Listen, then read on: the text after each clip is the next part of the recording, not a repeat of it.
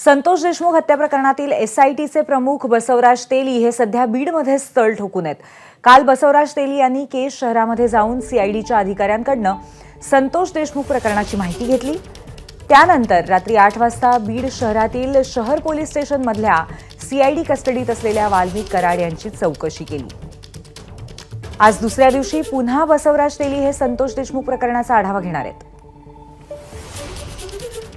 या संदर्भात आपण अधिक माहिती घेऊया। आपले प्रतिनिधी गोविंद शेळके आपल्या सोबत आहेत। गोविंद, आज नक्की कशा पद्धतीने चौकशीचा दिनक्रम असेल? पूर्वी कालचा दिवस महत्त्वाचा होता एसआयटीच्या दृष्टीने, कारण एसआयटी स्थापन झाल्यानंतर दुसऱ्याच दिवशी बसवराज तेली जे एसआयटीचे प्रमुख आहेत ते स्वतः केज शहरामध्ये आले। केज येथील शासकीय विश्रामगृहामध्ये जेथे सीआयडीचं काम मागच्या 8-10 दिवसापासून सुरू आहे तिथे बसून त्यांनी जवळपास 6 ते 8 तास आढावा घेतला आणि त्यानंतर रात्री 8:30 वाजता ते बीड शहरामध्ये पोहोचले। बीड शहरामध्ये पोहोचल्यानंतर वाल्मिक कराड यांना ज्या कोठडीमध्ये ठेवले सीआयडीच्या तिथे जाऊन त्यांनी 2 ते 2.5 तास चौकशी केली आणि बसवराज तेली हे सध्या बीड शहरामध्येच मुक्कामी आहेत।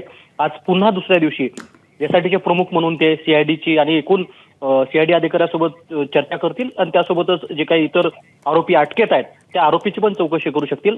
एक मात्र खरं आहे की कालपासून अगदी ऍक्शन मोडवरती सीआयडी प्रमुखांकडून एसआयटी कडून बीडच्या या संतोष देशमुख हत्या प्रकरणाच्या तपासाला सुरुवात झाली आहे आणि आता दुसरा दिवस असणार आहे। पूर्वी धन्यवाद गोविंद, आपण दिलेल्या माहितीबद्दल।